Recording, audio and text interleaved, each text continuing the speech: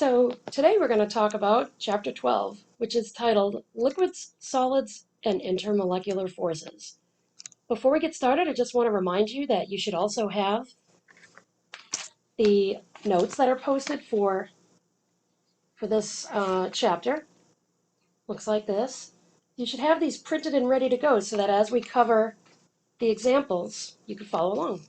All right, with that said, let's get started. Okay, so a bit of review here. So properties of the three states of matter. You remember the three states of matter, right? Solid, liquid, gas. And so we also want to talk about solid, liquid, and gas as far as their properties. What makes them unique from each other? So let's go over what we have here. We have a picture at the bottom here that helps us depict what the molecules of each state are doing. And using that picture, we're going to be able to describe the parts that you see up in this table. Okay, so density. What is density? Density is mass over volume. So it's the amount of mass in a three-dimensional space. So we can say, looking at this chart, the solids have a really high density because they're compact. So that's a lot of mass in that space, that volume. Liquids are also pretty high because we can look here and just see very little space between the particles here that make up this liquid. So that's a rather high density as well. But let's take a look at the gas.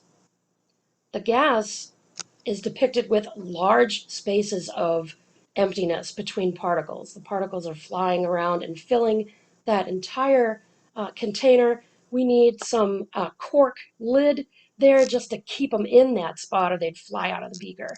So very much a low density there because they're so spread out from each other. Okay, we can talk about each state of matter with regards to its shape. So a solid, going back here, it has a definite shape. It's defined.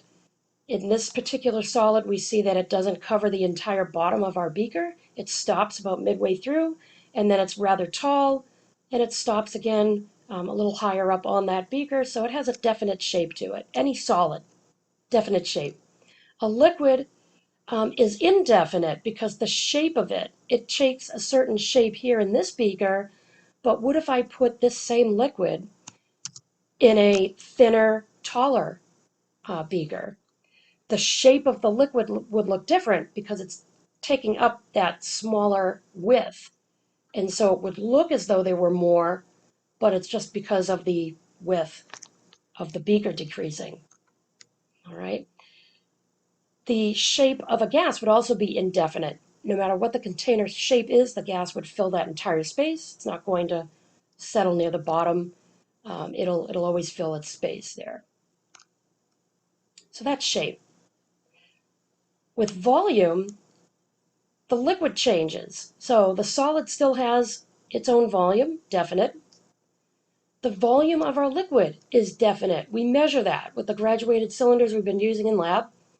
It has a end here as it takes the shape of the bottom of the container, but there will be a surface once we get at that, we can measure that volume. And that volume should remain constant whether it's in a beaker of this size or it's in that taller, thinner beaker, right? Because that's going to be calibrated to measure volume a little bit different of a scale. But if I have 50 milliliters of liquid in this beaker, I should also get 50 milliliters in that skinnier, taller beaker if I'm using the same sample of liquid. All right, and then finally, our gas is still indefinite with volume. It takes up the entire space of that beaker. And so what we're going to be adding to this discussion is the intermolecular forces. We'll review those, and we'll also put this in the perspective of changing states of matter, so phase changes for today. Okay, let's talk about compressibility. So you can squeeze a solid only so far, and it's going to break, right? So virtually no compressibility for any solid.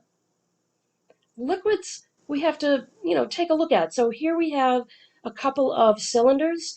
This one on the left is filled with a liquid, and we could see already it has that definite volume, right? And we have our gas over here on the right, indefinite volume, takes up the shape of that cylinder however much you let it. expand. So a liquid, if I had this piston and I'm able to push down on it, I would only be able to push on the liquid for a certain amount. It won't move much because now I've compressed those particles so close together, it's not going to allow that extra pressure there. So we say that liquids are virtually not compressible, just like a solid. A gas, however, is compressible. So if we take a look at these two pistons, there's so much empty space here between the particles, I can easily push that plunger down and move those molecules closer together. Okay, so you can kind of imagine gas particles being a crowd of people. We're trying to cram them into a small elevator. That would be similar to here. So if you had a large elevator where people can kind of give each other their own personal space, fine. But if it's a building with a very small elevator and you still have those people that need to get where they need to go, it's going to be kind of tight. Okay, so it's the amount of space. All right, so here we're going to talk about solids for a moment in just its own detail. So some solids are very ordered in how the particles, whether they're molecules or atoms, are arranged. How are they connected to each other to make a compound? And so the example I have for you here, when they're very ordered, would be like salt. Now this could be table salt, sodium chloride, or it could be a diamond, which is just carbon atoms. Down here in this picture on the far left, we have a sample of quartz, the most abundant mineral on Earth. And this is a natural form of quartz. It looks as though it's been specialty cut by a jeweler, but nope, this is how the atoms, which are silicon dioxide here, that's the molecule's name for quartz. So 2 oxygens for every silicon atom. That's how they arrange. And so if we get this arrangement, it's very ordered. We can take a look at the molecular structure here. You can see it's a very repeatable pattern. The space in between here, this open area, is the same throughout this picture. There's no variation. And so that's a crystal. Okay. When we look at the other side of a solid, the other type, when there's no pattern that is able to be seen with the way the molecule is set up, the way the atoms are arranged, it's just kind of a random connection there. They're called amorphous. And so an example of that is glass. That's the reason glass is transparent, because it has this irregular structure to it. And take a look at that. Glass is the same chemical as our quartz. Okay, so look at the difference in arrangement here. We see a key at the bottom that the silicon are the red dots and the oxygens are depicted in blue. And with our glass sample, take a look at these openings where the molecules are surrounding that edge. They're all different. Okay, some are long and narrow. We have this one here is rather wide. We have one that looks like our sample of quartz here. Okay, one little star like our stars over here, but it's completely random how they're connected, and so that's what classifies it as amorphous. All right, here's our first example question on your note sheet. So from what we've talked about so far, which state of matter is the only one that's compressible?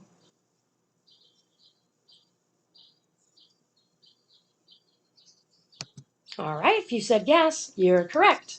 And so just to focus on that point again, I put up the solid liquid gas so that you can again remind yourself of how these particles, whether they're atoms or molecules, look when they are isolated here. And then this is just another image I found of another experiment that you can imagine doing. Let's say we ground up some chalk powder, which is calcium carbonate, and we have this powder. We put it into this empty syringe. We cap the end, and we try to push this plunger down. You might be able to get it to budge a small amount, but it's going to stop you pretty quickly as soon as you hit that level of chalk that you've added. Okay? Solid's not compressible. Right, in the middle here, we've placed some water in an empty syringe. We've capped the bottom again, so it can't leak out there, and we try to push the plunger down. Now, a liquid has a little bit more space in between the particles than a solid does. Solid has atoms and molecules closer together, but you'll be able to move that plunger just a little bit because of that, but then It won't be much, and you'll be able to feel that pressure of the water, in this case, the liquid pushing back on you because of that the little space in between the particles. You've squished them together pretty quickly. All right, and then finally, let's see, we have just a sample of the air. We open up the syringe, let some air in there, then we cap off the bottom again, try to push the plunger down. You're going to push it down pretty easily because the gas is so compressible. A lot of space in between particles. Okay, so now we're going to connect this with phase change. So again, this should also be review. How do we go from a solid to a liquid? We have to add heat, right? What's that process called? Do you remember? We'll review it just in case. Okay. Same thing with going from a liquid to a gas. We still need to increase heat, but there's also this. We could also just reduce the pressure. And so that relates to atmospheric pressure. And this is why liquids, just kind of taking a little side note here, water is able to boil at a lower temperature at a higher altitude because that atmospheric pressure is lower. So just an example of that to give you some context. Okay, and then just the opposite to go the opposite direction. So to cool a gas, we could take heat away from it, or we could increase the pressure, and that would cool it down. You have these molecules moving around so fast that if you cool them down, they lose energy. So they're going to slow down, and so they're going to start getting closer to each other.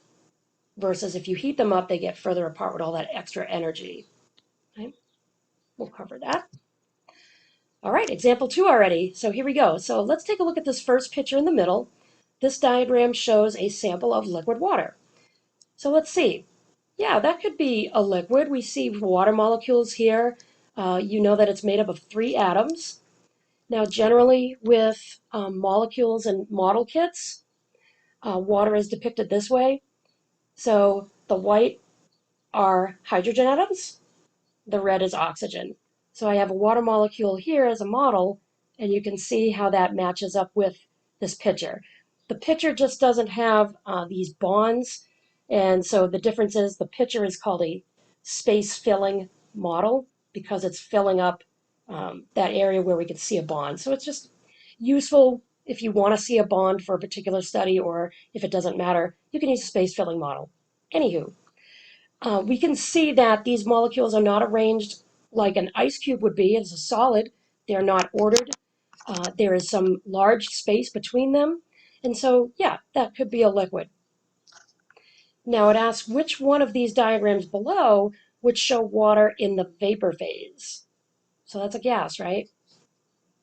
So take a look at these 3 pictures. Be careful what you would select for water in the vapor state.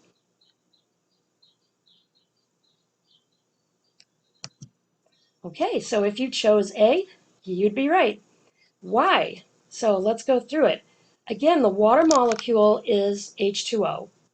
And so if we have this H2O as a liquid, and then we heat it up, give it some energy, and it goes into the vapor gaseous state, it's still water. It's still going to be H2O. That's very important to understand and feel comfortable with. If we look at pictures B and C, those aren't even water depicted there, right? The oxygen is the red. And what we see here are 2 reds stuck together. That's molecular oxygen, O2. That's not water, okay? And then the H2 are the 2 white ones that are stuck together. So what you've done is a chemical change in the example for box B, which going from a liquid to a vapor, that's a phase change, okay? And then C, you've completely separated all these atoms. This would be very, very reactive because we know oxygen and hydrogen are diatomic, and so you're avoiding that happening here. And so this would be very reactive and not exist for long in this way, but that would also not be water, right? Okay, so intermolecular forces, these are abbreviated IMFs, so you'll hear me say that a lot. And so they are the forces that hold the atoms together. what allows atoms to bond to one another? What subatomic particle allows for that? It's the electrons. The electrons are on the outside of each atom, and as they get close to an atom that's receptive for either gaining an electron from it or losing an electron to it, we form a bond. And so the electrons there are what are holding these three atoms in the case of water together. And so the intermolecular forces are going to be arising from the fact that these electrons are not static. They're moving all the time. They're moving between this hydrogen and this oxygen, and they even move between the opposite side of the molecule. The electrons are always going around. That's what's maintaining the bond. Right? They do spend most of their time, these electrons would spend most of their time between these two, but they do move around to the whole molecule. And so that's going to result for different molecules. Here I have a different molecule. Okay. This one would have different intermolecular forces at work here. And so it may easily connect with another chemical or not. Okay. This also results in if certain chemicals will mix with each other or not. So perhaps you've heard of oil and water don't mix. It boils down to, no pun intended. Oh, wait, I'll take that. I'll take that pun. It comes down to the intermolecular forces as to whether items will mix with each other. So this is a very important topic. Okay, so we have a few bullet points here. There are attractive forces, depending on the particles you have, whether you're looking at the entire molecule, like I've shown you a couple examples here, or if we're looking atom by atom. Stronger attractive forces among the particles, the more they resist moving, because they're held in place by those electrons. Okay? But there's a point here. No material completely lacks particle motion. So even if we had our ice, right, even if we had our ordered ice molecule, there's still a molecular vibration as they kind of sit in place to make up that ice. And that's very important to remember. You're never completely static. All right, why are molecules attracted to each other? All right, well, this goes back to our charges, right? So we have our water molecule that you see depicted in the picture there, and I've got my water molecules right here. So my hydrogen atom here, we know if it were to break from this bond,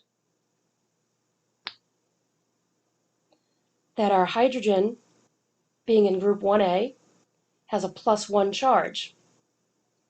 Okay, so +1, it's basically positive. The oxygen, when it doesn't have anything bonded to it,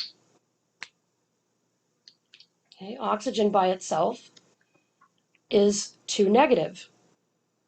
It's in group 6A on the periodic table, and all elements in group 6A have an excess of 2 electrons. So this would be our oxygen as a partially negative charge. When I add my hydrogens, they are maintaining their partial positive charge. And what that results in is when they bond, these electrons spend most of their time around the oxygen. Oxygen, to throw another word at you from Chem 1, is highly electronegative, which means they love being buddies with oxygen. The hydrogens are okay just as long as they're close enough to maintain the bond with oxygen, but they're okay if the electrons don't want to stick around too long around it. So we have this stretch across the molecule where the electron density, the majority of the electrons are staying around oxygen most of the time. So that's going to result in this oxygen, this part of our water molecule, having a partially negative charge in this spot. Whereas the hydrogens, since the electrons are not spending as much time there on the 2 hydrogen atoms, that's going to result in a partially positive charge, right? The electrons are negative. So if there are no electrons, I don't want to say no, but if the electrons are not spending as much time around the hydrogen, then it's losing that negative particle that's going to be partially positive. Okay, partially. It's still a bond. Okay, it's not a complete break. We still are talking about it as a connection with a water molecule. So we have a partial positive area on each hydrogen and a partial negative area on the oxygen atom, and that's called polarity. So with that, we're going to end up with a temporary charge. So you can imagine in my two molecules here of water, my red oxygen here, it's partially negative, but my hydrogen on this molecule is partially positive. If these water molecules get close to each other and they're arranged correctly, there's going to be this kind of static attraction here. They're not going to bond, okay, because they're already completed their octets. In the case of hydrogen, a doublet of electrons. That's the max they can hold. So they're stable molecules, but they'll just kind of like static electricity hold each other near in this conformation. Okay? And that's due to that partial imbalance of electrons around the molecule. Okay, let's keep going. All right. So we have in every molecule, because the electrons are constantly in motion, every molecule will have this type. It's called a dispersion force or a London dispersion force. It's kind of an older school name. Okay, it says a temporary polarity.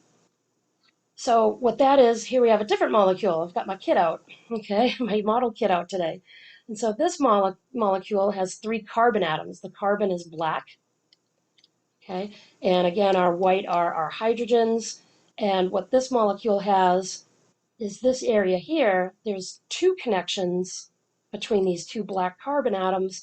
That's a double bond, which carbon has a tendency to form, right? It has the ability to do that, double bond to another atom. And so this is just an example of that. So a dispersion force would be that because the electrons are constantly in motion, they're staying around the entire molecule. They don't just stick around their one atom or their pair.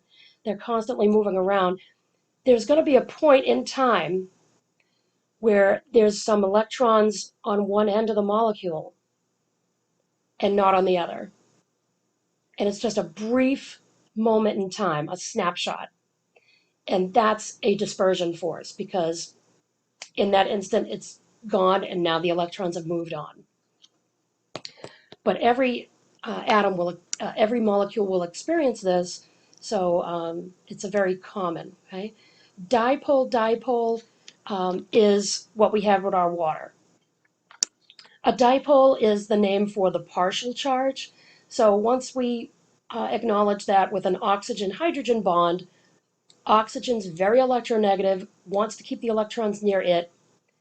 The hydrogen's okay with just keeping them close by to maintain the bond. Then we have a stretch here. The electrons spend most of their time around oxygen, not as much time on our hydrogen.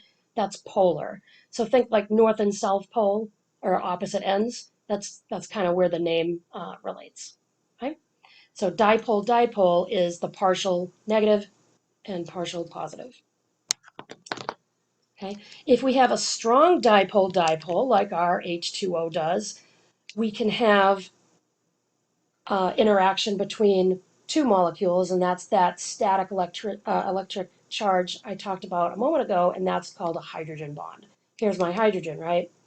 So hydrogen's playing that role and connecting to the oxygen of an adjacent molecule, but it's not a physical connection. It's just a associative. They're next to each other. Okay? All right, let's keep going. All right, so we're going to focus on the dispersion forces. Again, these are also called London forces, so depending on the age of the textbook, it might show up in either of those, or the age of your professor. It might stick to those. So again, it's a fluctuation in the electron distribution, and I'll show you a photo in a moment that kind of helps you visualize that, because it is hard. I know, it's hard. Having the molecule kits help, but a lot of chemistry is trying to imagine what you're studying in your head. So you want to try to develop that mental picture. It takes some time, but we can focus on that. We can work on it. So we have our partial positive if there's electrons It says depleted here, so the electrons are not in that area, so it's going to be left with a partial positive charge. The electrons, again, are negative, so if they're not there, what's going to remain is positive. You've lost the negative electron. And then the opposite's true when you have a lot of electrons in one spot, it's going to have an overall negative charge. And so excess electron density is a partial negative. All molecules and atoms have them because the electrons are moving around on everything. Once a temporary dipole is established in one molecule, it can induce or force a dipole in surrounding molecules. So again, my water, if I have these two water molecules and they're not exactly lined up for some hydrogen bonding, but this one is nearby, almost like a magnet, that hydrogen bonding is so strong it's going to snap it in place so that it's closer and they can maintain that hydrogen bond more easily. The further away it gets, the weaker the bond. And so it'll just, if it gets close enough, it'll kind of snap up into place, so to speak. Again, not a physical connection. All right.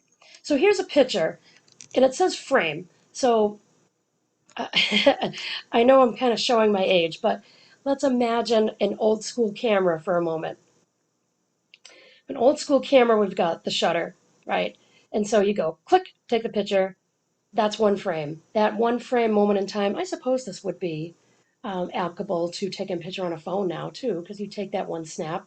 I digress. So at that moment in time, for that first picture, take a look at frame one.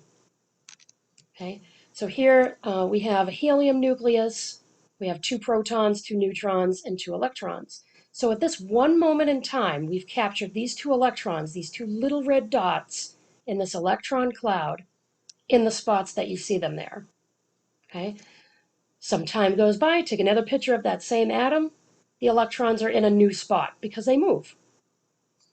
And then this photo shows the temporary dipole.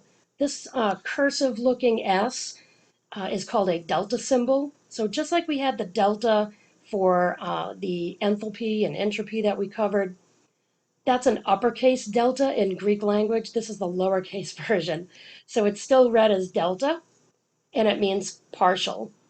And so we have partial and a negative sign here, and that's because we have, in this frame, both our electrons for helium are isolated on one end of the atom. And so there's a stretch here. It's more negative in this spot. And because the electrons are absent on the other side, that's a partial positive area. Again, it's a moment in time. Dispersion force is one photo, and then they've already moved out of that spot. Okay, so here we can see where we can have neighboring atoms and how they're going to attract with that induced dipole. So induced means you're kind of influencing another. So we're talking about molecules here, right? So it says the only intermolecular force in non-polar molecules and noble gases. That's important to make note of. Okay, that's usually a question on a quiz or a test. All right, so non-polar, what is that? Non-polar is when you don't have that large difference in electronegativity, like oxygen having the large electronegativity, so keeping those electrons of the bonds with hydrogen close to its oxygen nucleus, right? Non-polar, we don't have that large difference in electronegativity, so it's more of an equal sharing between atoms of the bond, and so that would be non-polar. There's no partial negative, there's no partial positive of the molecule, it's an equal sharing. Okay, so this is a non-polar molecule, carbon and hydrogen. And it would have a dispersion force. That's the only intermolecular force that would be present here. If I had a noble gas, right, argon, krypton, okay, these elements are typically diatomic, so they would exist as 2 atoms stuck together. But you'd still have that dispersion force because the electrons are constantly moving around. Okay, it says it's weak, but it can be significant in large atoms. And so then we're listing here several of the group 7 elements, the halogens. And so with the halogens, we see this dispersion force is the greatest. And we'll kind of look at that in more detail in a bit. But what do we have here for the inducing? So we have three separate atoms in this picture. The first atom, we have a partial dipole, so the electrons in this moment in time, just a brief moment in time, the electrons are on this end of this helium, which makes the other pole partially positive, which as positive, it's going to partially attract, see the dots here?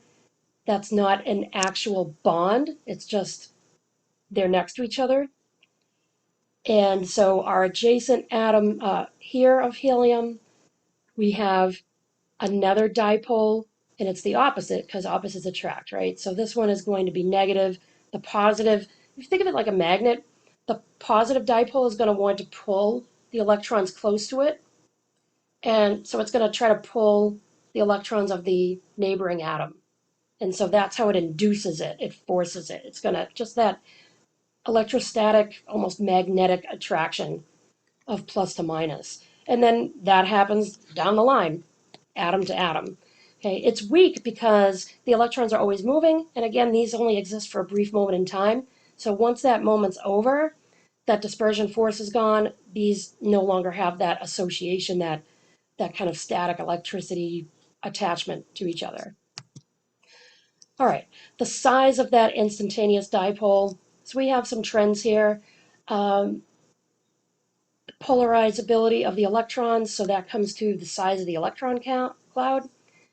All right, the larger the mass, the more electrons you have. Okay, if we look at the periodic table, we get a larger mass as we continue left to right and then down each column. So we have larger electron clouds, which is going to result in increased polarizability, which would be a stronger attraction. Okay, more electrons, more things to grab. And then the shape of the molecule. So if there's more surface-to-surface contact with a larger molecule, right? This is our large molecule example. There's a lot of space here, so that's more opportunity for contact to make an attraction. So just real quickly, I don't want to, spend too much time on this stuff, but we could just see a trend here. This is the noble gas column, so group 8A, and we see helium is very small with only 2 electrons, right? And then neon with its 10, argon 18, and so on. And then the molar mass changes in relation to that. And then look at the boiling point, the amount of temperature needed to bring these atoms to boiling. We don't need as much temperature here. These are Kelvin. So we don't need that high of a temperature to do that with helium because it only has 2 electrons.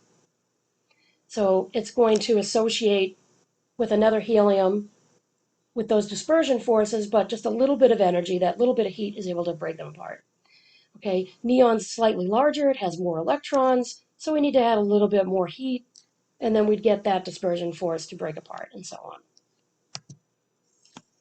And that's basically what this slide says. All right, size of the dispersion force. So here's surface area. So these two are molecules here, they're space-filling models, okay? And so we see some carbon in black in the center. We're given the molar mass. Pentane means there are 5 carbon atoms, okay? So I have pentane here, and then we look on the other one, I have pentane. The beginning tells me it's a different shape. So neopentane is kind of this circular arrangement, and then the N is this linear, okay? So that's, if you're gonna take organic next year, you'll get into that in more detail then. But I digress. So they have the same number of carbon atoms and the same number of hydrogen atoms. The molar mass is exactly the same to reflect that, but look at the difference in boiling point. Okay, much greater with this molecule because they're all closer together. All the atoms are closer together. These hydrogens, you may think this looks closer together, but in fact, it's not because these hydrogens are opposite of the molecule, where look how close these two are, right? So it's going to be stronger dispersion force in that molecule with more surface area. And this is just a graph showing you as we increase number of carbons, so our molecule mass is going up. Here we have the formulas to help you out. pentane, C5, hexane, that means 6 carbon, hept is a prefix for 7, oct is 8, non is 9. So we're increasing the molecule, which gives me more electrons to work with. That's going to result in more energy needed to split them up. So, example 3, we finally made it to example 3. We've been going about 35 minutes. All right, it's going to pick up, I assure you. Which halogen out of these 3 would have the highest boiling point?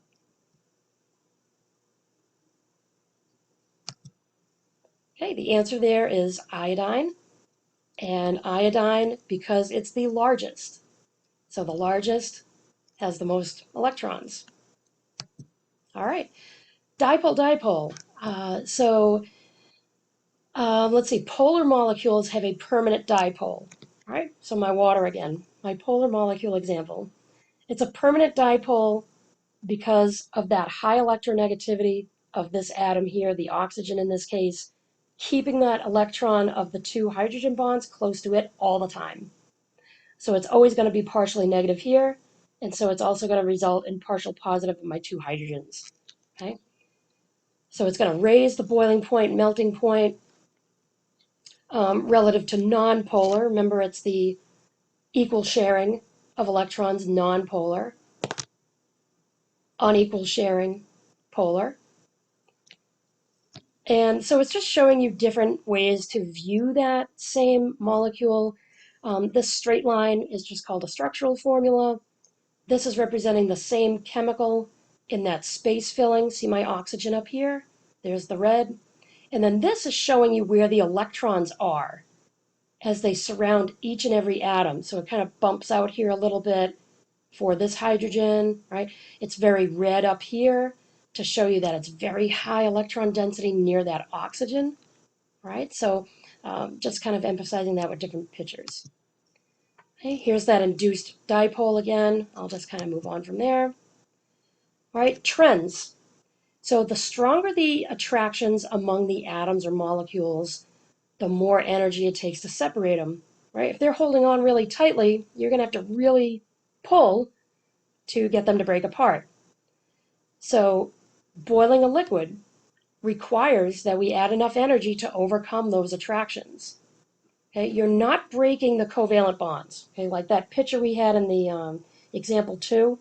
This is water, and if we want water to go from liquid to gas, it has to maintain H2O. I can't break it like that because it's no longer water. Okay, and that would be way too much energy to do that. Nothing we can do in the lab for sure. So the higher the normal boiling point of the liquid, that means it has very strong intermolecular forces. That's what's making it such a high amount of energy needed to get it to phase change. All right, so this is just a table that's in the textbook comparing 2 different chemicals here. Similar looking chemical formulas, similar masses. One has an oxygen, one does not. And so the boiling point there, right, negative number, negative 88 is much lower than negative 19. So that's a higher boiling point, and that's because of that oxygen. All right, another graph. We're going to keep moving. Solubility. So solubility is, will one molecule dissolve into another? Okay. So oil and water do not mix, is a saying. Oil and water are not soluble with each other. Okay. We have a phrase here that we use in chemistry, like dissolves like. So if you have polar chemicals like water, they will dissolve in each other, and you'll make a solution. If we have oil, nonpolar, and water, polar, they're not going to mix into a solution. You're always going to see the layers. And so they are not like, so they won't dissolve. But 2 polar chemicals, they're alike, they will dissolve. Okay. So polar substances dissolve in polar solvents. Okay, solvent is just what does the dissolving as part of a solution. More on that in the solution chapter. Okay, and then we have hydrophilic. Philic is the Greek prefix meaning love or like. So it likes hydro, likes water. And so that's if we have an OH on a chemical, which makes it an alcohol. A CHO is another group. We have C double bonded to O as a third type of attraction. The COOH is a carboxylic acid. Nitrogen, chlorine, they're going to increase that polarability. Okay? Hydrophobic, right? Phobic is a fear. So things with just carbon and hydrogen, this guy, there's no polarity there because the hydrogen and the carbon are very close in electronegativity. Same thing with carbon to carbon, right? That bond, nonpolar. All right, and so this just shows the layering here of a hydrocarbon with water. They're nonpolar, polar, not mixing. Okay, example 4. Let's take a look at these structures here. In electrostatic potential map for azonitrile, which is this formula, which we see a cyanide group right here. That's kind of interesting, which is shown on this map. So again, we have a nitrogen, which is right next to oxygen on the periodic table. So like oxygen, nitrogen is very highly electronegative, loves those electrons around. So from this map, determine the geometry of how two of these molecules would interact. What orientation in space would be most likely for that electrostatic attraction, like what we showed with hydrogen bonding, right? Partial positive being attracted to partial negative. So take a minute and take a look at the structures.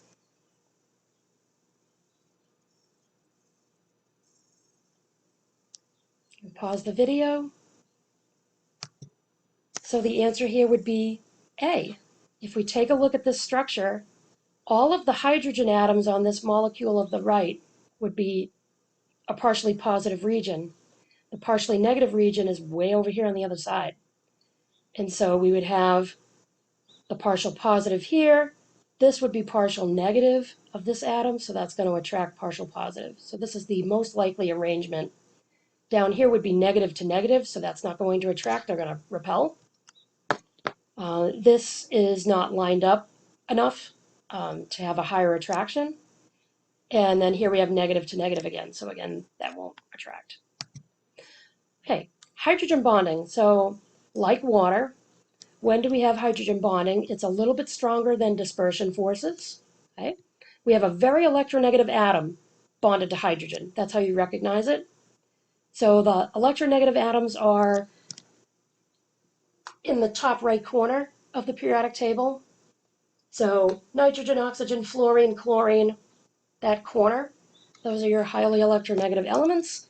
So if any of one of them is connected to a hydrogen, you got yourself a spot for hydrogen bonding.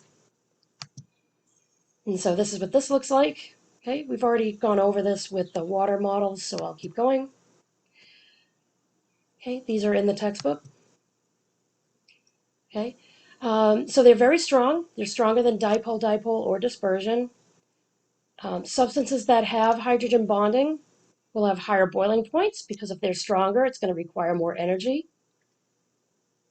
All right, but it's still very weak compared to a covalent bond. A covalent bond is the connection between the oxygen and the hydrogen of water. So that's covalent. They are sharing. It's polar covalent because it's unequal sharing. Okay, but this is much stronger than the electrostatic attraction of the ends of these two polar molecules. Okay, book.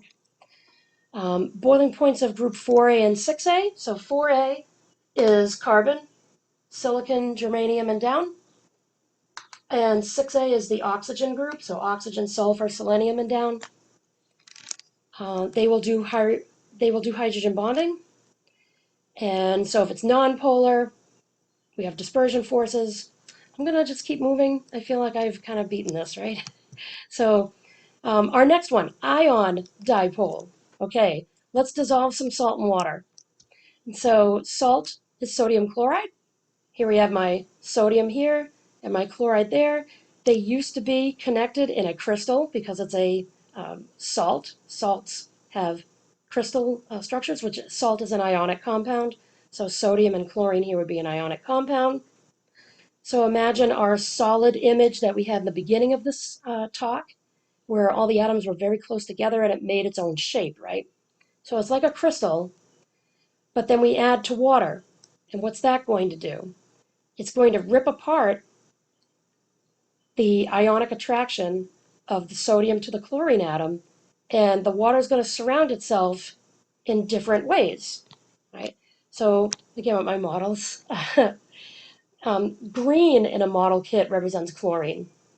So the image down there, chlorine is highly electronegative. It's in that top corner of the periodic table, the top right corner. So he's electronegative. He loves electrons around him, partial negative charge. The water molecule is going to attract in a way that the partial positive is angled towards that partial negative of the chlorine. So it'll arrange this way. And that's what you see in the picture down there. Whereas sodium, I don't have a molecule nearby that is sodium. Let me improvise. So we'll just say one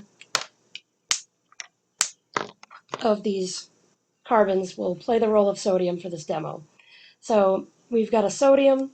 He's partially positive. He is positive. He's an ion. And then the partially negative of my oxygen will attract this way. And so negative to positive, that's why you see the image for sodium in the bottom right.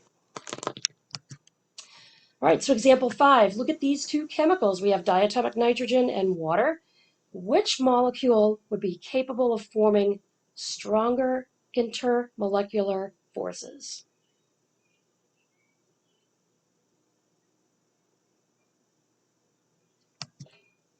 All right, so the answer here would be water, because water can hydrogen bond, whereas nitrogen, there's no difference in electronegativity, they're the same atom.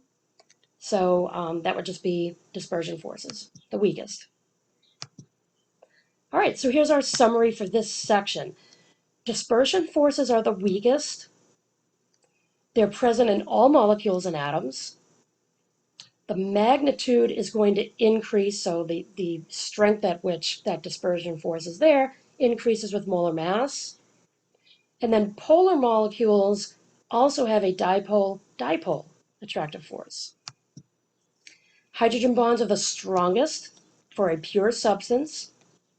Hydrogen bonds are present when you have a hydrogen connected to a strongly electronegative element. Ion dipole, like what we saw with the salt ion and the water molecule, are present in mixtures of ionic compounds, okay, with polar molecule, our water. Ion dipole attractions are the strongest intermolecular attraction.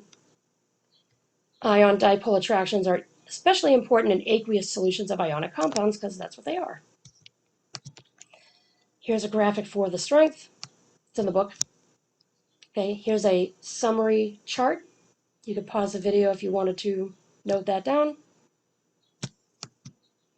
Example 6. Which substance would have the highest boiling point?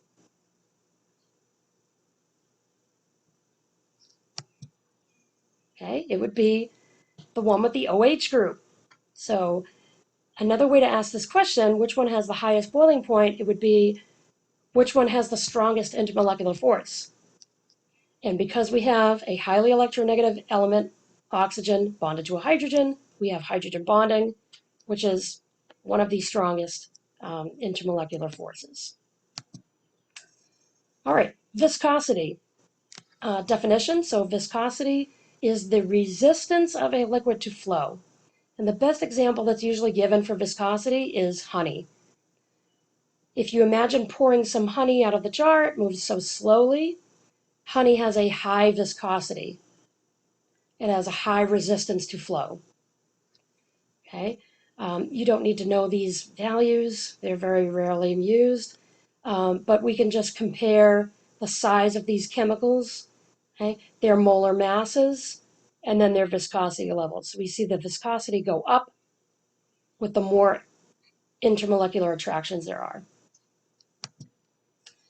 All right, another way we see viscosity is with motor oil. So if you're familiar with the numbers that are on motor oil, 5W30, this is a 10W30. That just tells you about the chemicals that are in the oil. And you have the one with the W. The W means winter. So that's your viscosity level in winter temperatures. And then your viscosity at high temperatures is the number that follows. Okay, here we go. We're getting into phase changes, finally. All right, so vaporization, if we have a liquid going to a gas, and so the more surface area you have, the faster the rate of evaporation, right? Because you have more molecules at that surface area able to absorb that energy and leave as a vapor. All right. Liquids that evaporate easily, we use the word volatile. Gasoline, fingernail polish remover. If you've ever spilt fingernail polish remover, which is acetone, it evaporates rather quickly. Rubbing alcohol does the same thing. If it doesn't evaporate easily, it's called non-volatile. Motor oil will stay there for a while. All right, vaporization increases with increasing temperature. It increases with increasing surface area. And the rate is going to increase as long as you have a decrease in those intermolecular forces. Here's example 7. Read carefully. Which sample of water has the greatest rate of vaporization? The size of the beaker is what you need to focus on.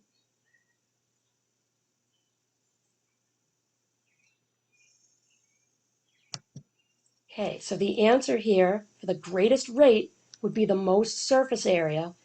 So they're all 100 mils, but this one here has the largest diameter. It's 7 centimeters versus the 5, and it's the 250, which would be your width, versus the 100, and it's at a high temperature. So all of those combined, greatest rate of vaporization. Right, here's what we've been talking about for a while, right? Delta H. So we can have a delta H of vaporization that we can measure. It's always going to be endothermic, so you're going to have a positive value. And we can relate it to its opposing phase change. So you either vaporize or you condense. Perfect example right here. Okay, like I mentioned in a previous video, the condensation is when we have the gas molecules that are in the surrounding air of this bottle losing energy because the bottle has ice in it. And so these are the gas molecules from the room that are going from gas to liquid. That's condensation. And so the opposite would be vaporization, right? Going from a liquid to a gas. Okay, so how do we calculate the heat of vaporization? Here's our formula for that. So Q is considered energy here. Then we have M for mass, and then our H sub V, that's usually a subscript, heat of vaporization. Let's work an example out. So the heat of vaporization of water is given as 2,257 joules per gram. Another way to measure energy given off by substances is calories, and yes, that does relate to the calories in food. What energy in joules, though, is required to convert 50 grams of water into steam? So here we go. Okay, you'll recall I said you always start with what's given. We're given 50 grams, so that's your starting point. What do you do with from there? Okay, we were given our delta HVAP right here, and so we just plug it in the formula, multiplying. Okay, we see our grams cancel out, and so we just are left with joules, which is a unit of energy, so it makes sense. Okay, dynamic equilibrium is when you have two processes. In this case, we're talking about vaporization and condensation. So they're both occurring at the same rate. Equilibrium is not a complete stoppage. It's a one flow in, one flow out. So it's just never changing overall. And that's an important way to think of equilibrium. Evaporation and condensation are still occurring. They're opposing processes, so if they're at the same rate, there's no overall gain of one or the other. Okay, here's a picture of that. So we see the arrows pointing up to show vaporization. They're coming down to show condensation. So this is evap. And this is condensation, and then dynamic equilibrium is when they're both occurring. Okay, vapor pressure. The pressure exerted by the vapor when it's in dynamic equilibrium with the liquid. Right? We're going to use, if you remember gas laws, you had Dalton's law of partial pressures, where all the partial pressures that were combined together, you just add them all up, and that equaled the total pressure of that mixture. So we're going to use that. The weaker the attractive forces, the more molecules that will be in the vapor. Okay, so the weaker the attractive force, the higher the vapor pressure. That's the important takeaway here. All right, I do have a video here. For the sake of keeping this video shorter, I'm not going to play it here, so I'll link these notes to Canvas where you can just flip through and watch this video. It's very short, just showing the volatility. Okay, so here we have another image. I believe this is not in the book. I think I took this off Google. You can pause it and just kind of take it in, but it's just going over, more surface area, intermolecular forces coming in. It's just kind of bringing everything that we've talked about so far together to talk about vapor pressure. All right, example 9. What happens to the vapor pressure of a substance when its surface area is increased and the temperature remains constant? Surface area increases. Okay, the pressure is going to decrease because there's more room for that pressure to spread out. Okay.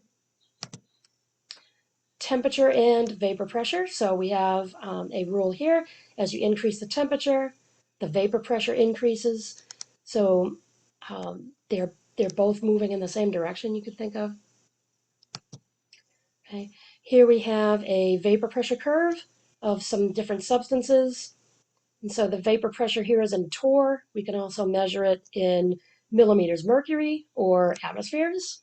So we need to keep a look at our units. And we just see when the normal boiling point occurs, that's marked on each of the graphs. Ethylene glycol, you'll see, never makes it up there. And our temperature's there in Celsius. Okay, what is boiling point? It's the temperature at which the liquid begins to turn into a vapor. Okay, I'm just going to move a little faster here through this. And so here we have our formula that we've been familiarized with, Q equals mc delta T. And so what this is pointing out is whenever we have a phase change, the temperature is going to stay the same for that phase change. Okay, so you're going to have an increase temperature. Once it starts the boiling phase, the temperature will stay at that point. In this case, if it's water, it's going to stay at 100 degrees for several minutes. Even though you're increasing the heat, it's still on the hot plate or under the burner. And then once it passes the boiling phase, you'll see the temperature start moving again. Okay, here's example 10. You have this image. Use the figure to estimate the boiling point of water at an external pressure of 200 torr.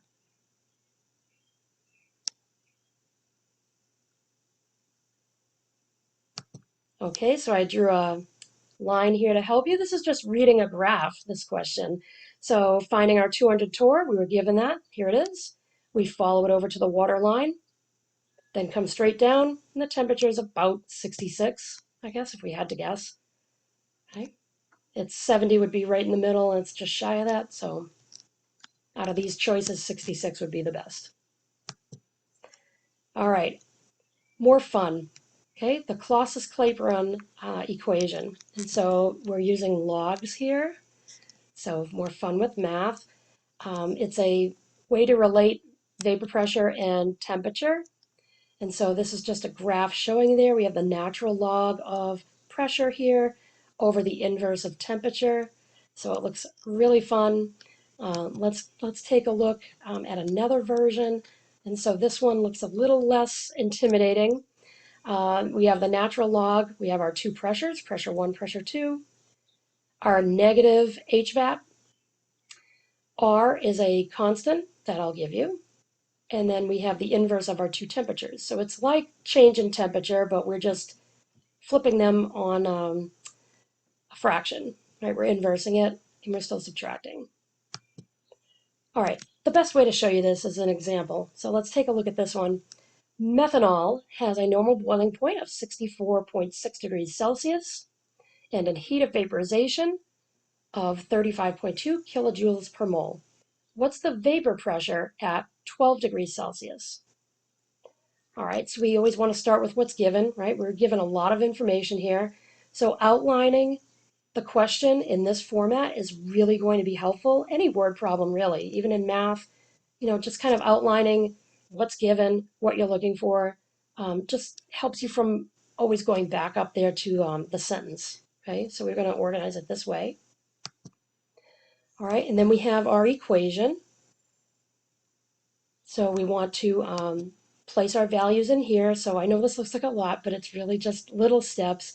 So the first part that we're going to do is on the left. We're going to convert the two temperatures from Celsius into Kelvin, since the Clausius-Claiborne requires us to do Kelvin. And so that's just adding 273 to each. So we have our new temperatures. Okay. Then we're going to substitute everything that was given into the equation and then simplify. And so this is R, the 8.314 joules per moles K. That's a constant. R is always going to be equal to that. And so that will always be given. So you just, where R is, just plug in this value. All right, so when we get to this natural log part, we've simplified everything else to the right.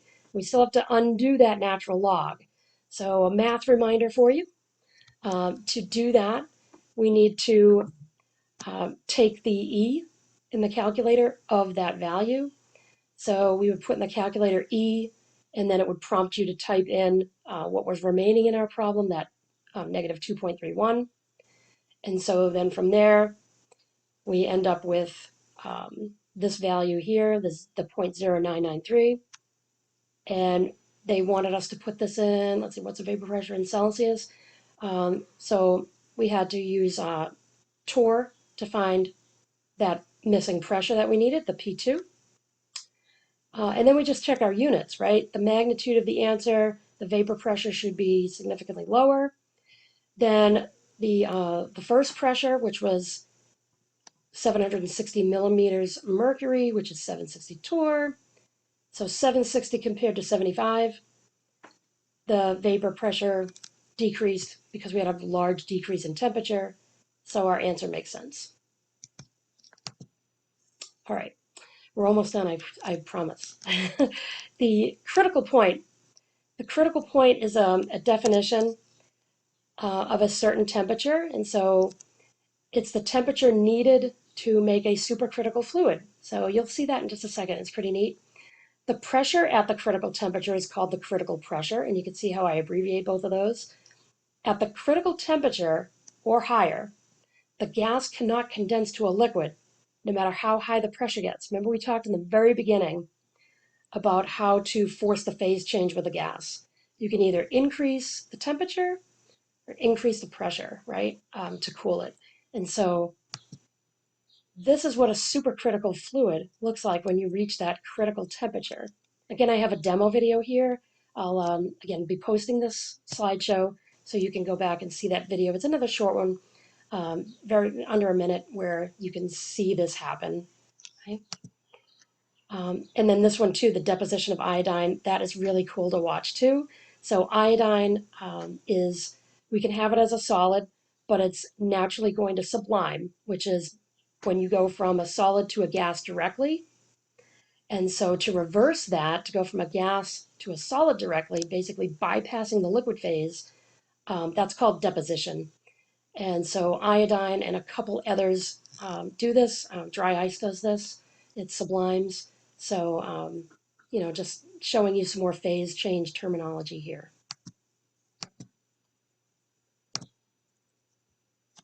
Okay, here's my dry ice. It's dry because when it absorbs heat, it doesn't become wet, doesn't leave a puddle like water does. Um, fun to play with. It's solid CO2. We see some carbon as the black and the oxygen are the red, so there's O2 there. Okay. Heating curve. This is where we need to end our talk today. I know it's been a long one. Thanks for hanging in there. So we have our formula here, Q equals mc delta T.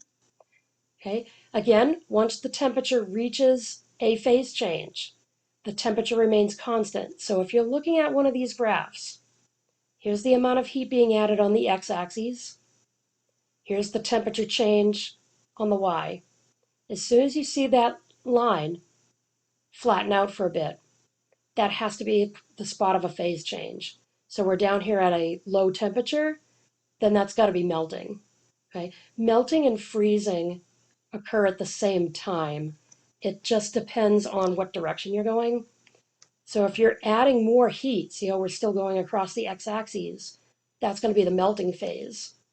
But if we were coming down from a hot temperature and we're cooling, then this becomes freezing. So they're the exact same point on a graph. All right, heat of fusion.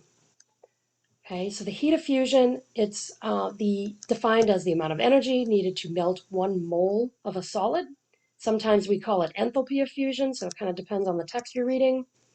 It's always endothermic because we need energy input to melt. So it's always going to be a positive number. If you get negative, then you got to go back and see what you did wrong. Okay, crystallization is the opposite of fusion, and so we have this statement, and it's usually a lower number than heat of vaporization. And so we can make this statement that sublimation would be fusion plus vaporization. We're not going to really focus on that definition that much. Okay, we're going to use this one.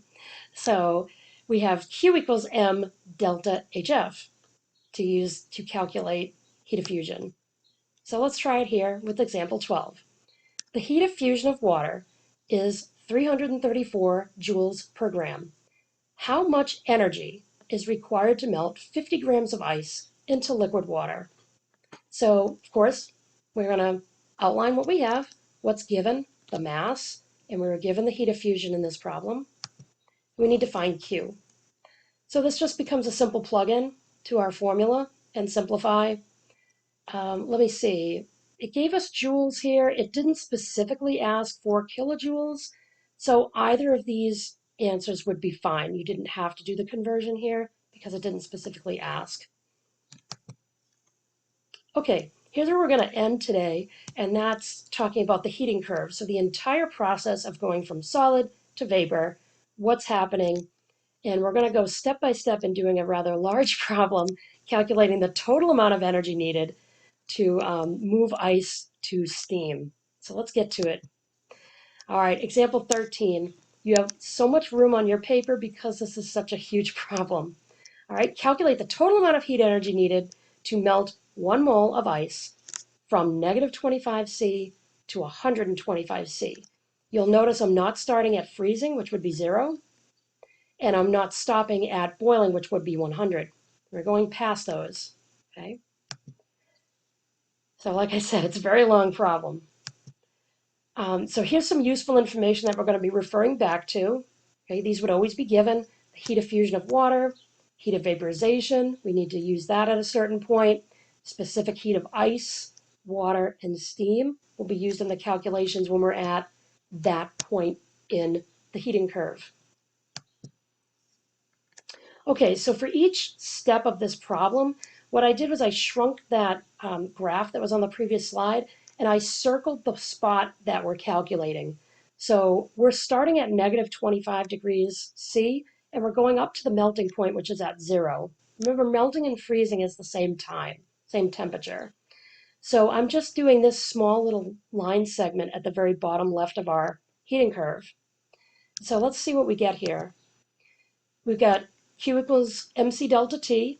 Notice I wrote ice. We're using the specific heat of ice. And we need to use mass in our equation. We were given moles. So we have to remember the units need to match. We need to convert our moles into grams to use in this equation. And so 1 mole of water comes out to 18 grams. We plug in the specific heat of ice that was given and our temperature difference. And we get 941 joules to go from -25 to 0 degrees Celsius. All right, so the next step, notice in that top graph how I've circled the flat portion. So this is a phase change, okay? And so for here, we want to take that 1 mole of ice and we want to melt it at 0. And so here, we're given our heat of fusion. Okay, that's given data on the previous slide. And we have our mass, doesn't change. We still have 18 grams. So we have multiplied these two, and we get our value for this step. Okay, so segment 3, you'll notice we're in another steep incline here. So this is where we have liquid, and we're trying to get it from the end of the melting phase to boiling point. So we want to go from 0 to 100. All right, so we have our 18 grams. We have our specific heat of liquid water here. And then we have our formula, our temperature difference. Plug it in, we get this answer. Okay, we're just moving right along the heating curve. Okay, so what's the next segment? A rather long amount of time where our temperature doesn't change. Okay, so this is when the water is boiling. So imagine a boiling pot on the stove. Here's what we're going to calculate. We're going from 100 to steam. Okay, so in here, we have our HVAP here. We still have our 18 grams. Okay, we're not considering any mass that's lost to steam. Okay, that just complicates it too much. All right, so we've simplified this. And we're just kind of keeping track at each of these values of energy for each step, because at the end we want the total, right? So segment 5, here we are at the final last step here, going from 100 to 125. All right, so we're using our specific heat for steam because we're in that state of matter right now. So we plug that part in, we plug in our temperature difference, we've got our mass still at 18, and we arrive at 904 joules for this section. So we've just moved our way along the curve, and basically each time making sure you're using the correct specific heat for the phase of matter you're currently in by looking at the graph. So it's always done this way. We'll always go up. I won't have you calculate down. So if you just familiarize yourself with this order, you'll be fine. Okay, so then the total, right? It asked us to find that. We have to answer the question. And so I outlined here that the total is the heat from step 1, 2, 3, 4, and 5. So we just go back and find those values. We add them all together, and I put it in scientific notation for you all. All right, I think this is our final example, or there might be one more after this where I have to draw for you guys. So example 14, we have a small ice cube at -10°C. It's put into a cup of water that's at room temperature. Do you remember what that temperature is? 25. Okay. Which of the following plays a greater role in cooling the liquid water? The warming of the ice from -10 to 0, or the melting of the ice?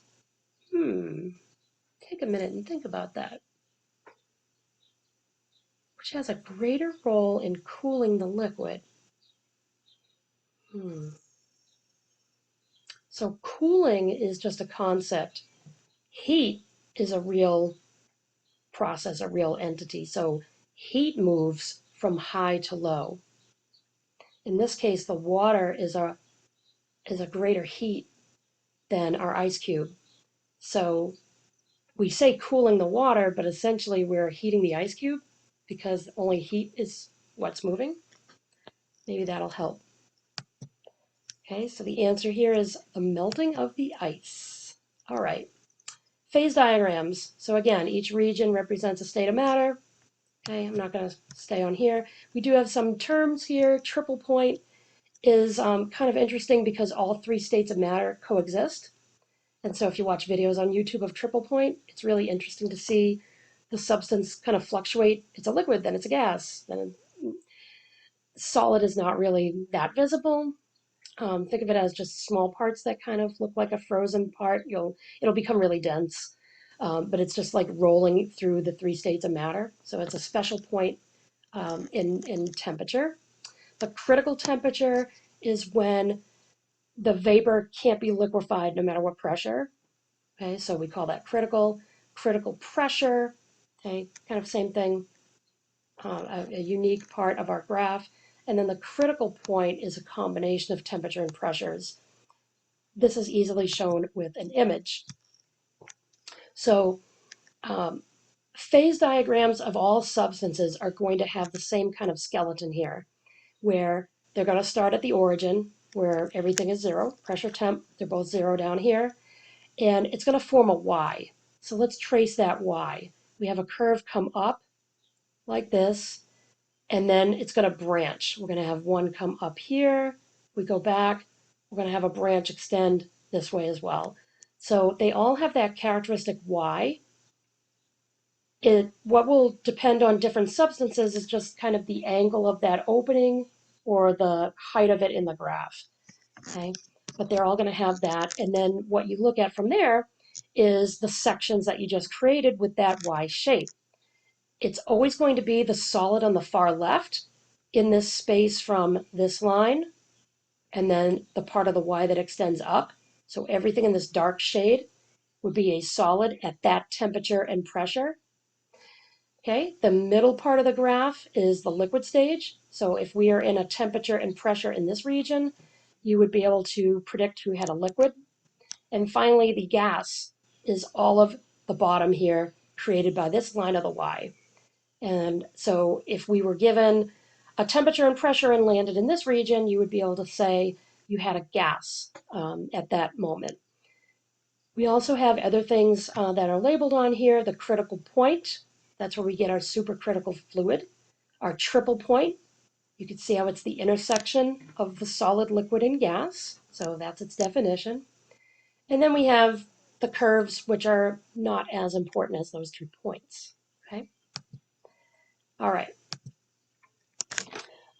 Density, so the slope of the line between solid and liquid will show which phase is more dense. And so if it's a positive slope increasing, then that means the solid is more dense than the liquid. If it's a negative slope, the liquid is more dense. And so let's think of water again, right? So ice floats. Ice is less dense.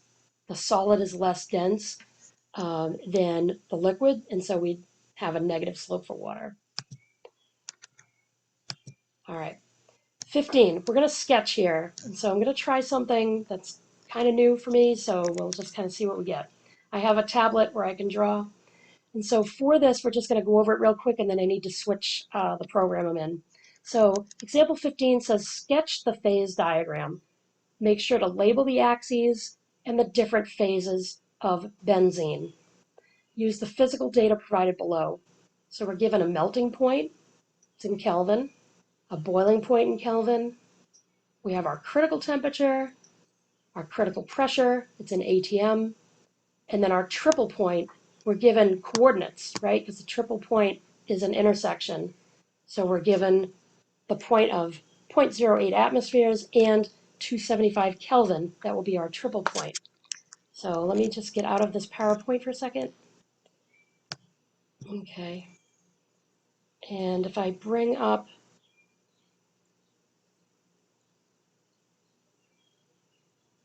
I have my picture program. I did have this queued up. Sorry about that. Okay.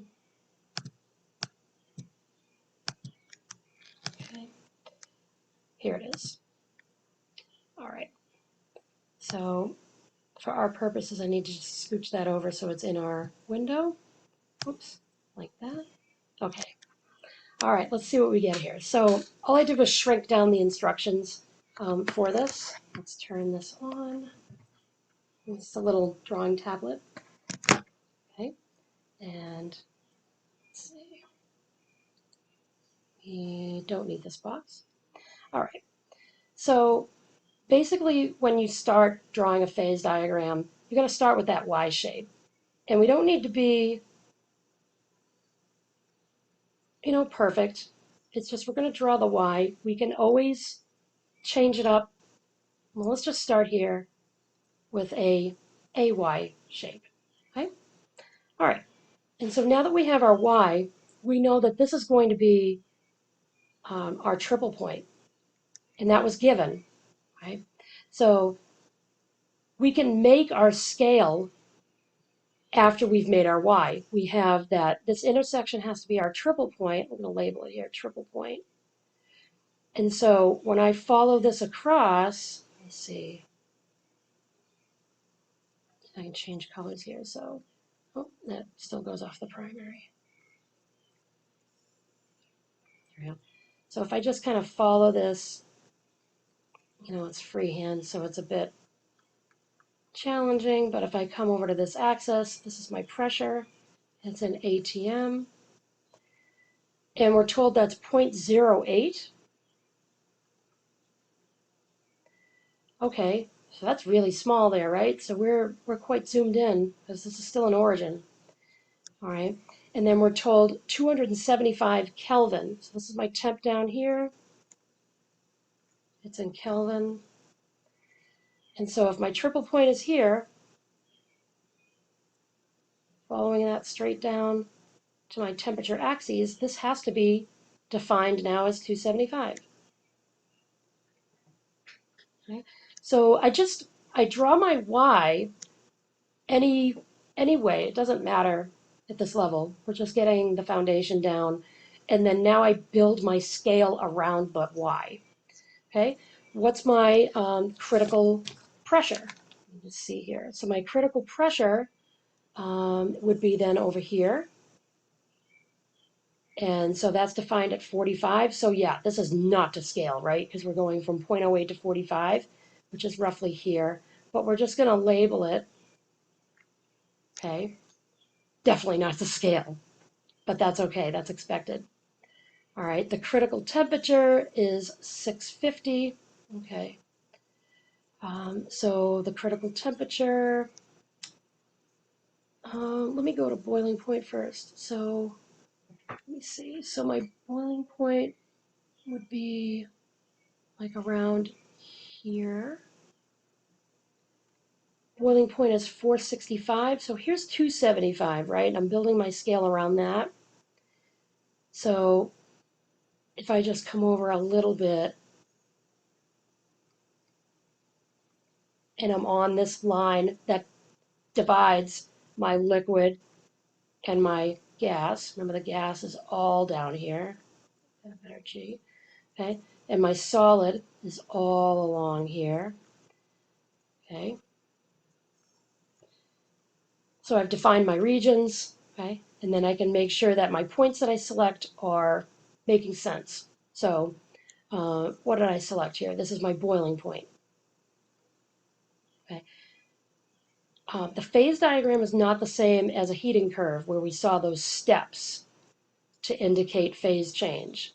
This is our heating curve. This is different, so we're not looking for a flat line. The phase diagram doesn't have that feature, okay? That's a heating curve. This is our phase diagram. And so then we're going to go melting point. Well, that's solid to liquid, right? So it's going to be along that line, and we want 300 Kelvin. So this was 275. And if this one, sorry, I didn't label it here, is 465, okay, my melting point has to be a little closer to my triple point temperature. So I'm just going to follow this line up, and I'm just going to call that's my melting point. Because scale-wise, it fits here. Okay, 300. That's my melting point. My boiling point is further over. It's 465.